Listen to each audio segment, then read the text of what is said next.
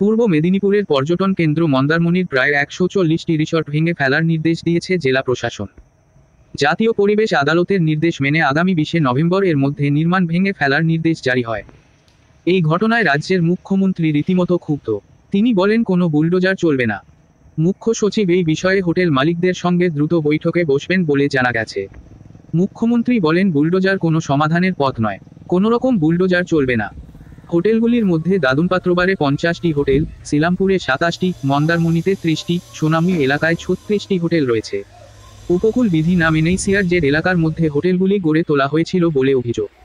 ২০২২ সালের ২রা মে জাতীয় পরিবেশ আদালত এই নির্দেশ জারি করেছিল বলে জানা গেছে। জেলা প্রশাসন ২ বছর সেই নির্দেশ কার্যকর করেনি। পর্যটন মরশুমে ভেঙে ফেলার এই নির্দেশে স্তম্ভিত হোটেল ব্যবসায়ী থেকে পর্যটকরা। পদক্ষেপ আটকাতে হোটেল মালিকরা আদালতের শরণাপন্ন হয়েছেন বলে খবর। আদালত কী নির্দেশ দেয় তার অপেক্ষায় সবাই। তবে মুখ্যমন্ত্রীর কথায় ভরসা পাচ্ছেন হোটেল মালিকরা।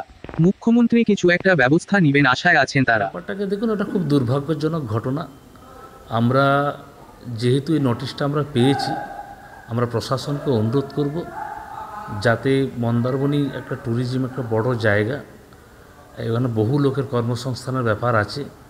সেই সঙ্গে মন্দারমণি একটা পশ্চিমবঙ্গের মানচিত্রে তথা ভারতবর্ষের মানচিত্রে একটা পর্যটন হিসাবে একটা বড় জায়গা দখল করে আছে। সেই সূত্রে আমি বলবো, প্রশাসনকে অনুরোধ করব যাতে রাজ্য সরকার এবং প্রশাসন এরা উভয় পক্ষ, আমরা অ্যাসোসিয়েশনের পক্ষ থেকে আমরা অনুরোধ জানাবো যাতে এটাকে বিবেচনা করে দেখা যায়।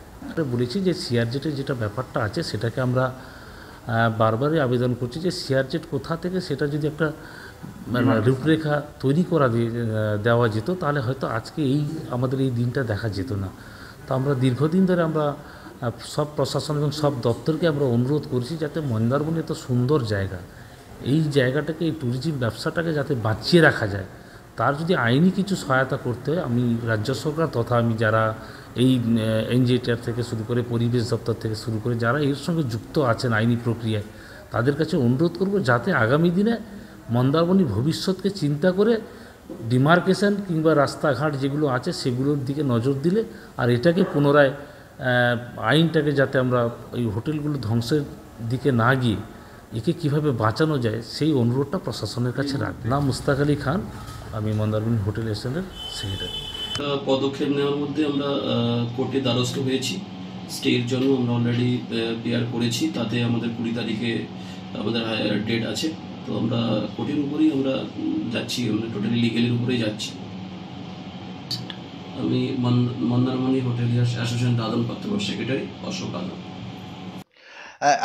অনেক আগে থেকে গ্রিন ট্রাইব্যুনালের একটা অর্ডার ছিল যে যারা পরিবেশ দূষণ করছে বা সিআরজেটের আন্ডারের মধ্যে যারা নিয়মকানুন না মেনে করেছে নির্মাণ, সেই নির্মাণটা ভেঙে ফেলতে হবে। ইতিমধ্যেই ১ বছর আগে কিছু হোটেলও ভাঙা হয়েছিল অরকবনিয়ার মৌজায়, যারা নিয়ম না মেনে করেছেন।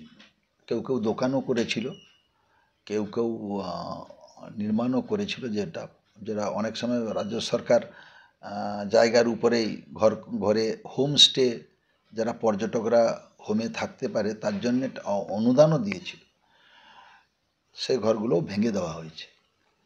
ইতিমধ্যে ১৪০খানা হোটেলে নোটিশ করা হয়েছে, জেলা শাসক মহাশয় নোটিশ করেছেন, এবং বিএলআরও থেকে একটা চিঠি দেওয়া হয়েছে, যে চিঠিতে কাগজপত্র দেখানোর কথা বলা হয়েছে। ইতিমধ্যে হোটেলিয়ার অ্যাসোসিয়েশন একটা হাইকোর্টে মামলা করেছেন। ২০ তারিখ তার হিয়ারিং আছে। সেই শুনানির পর হাইকোর্ট কি অর্ডার দেয়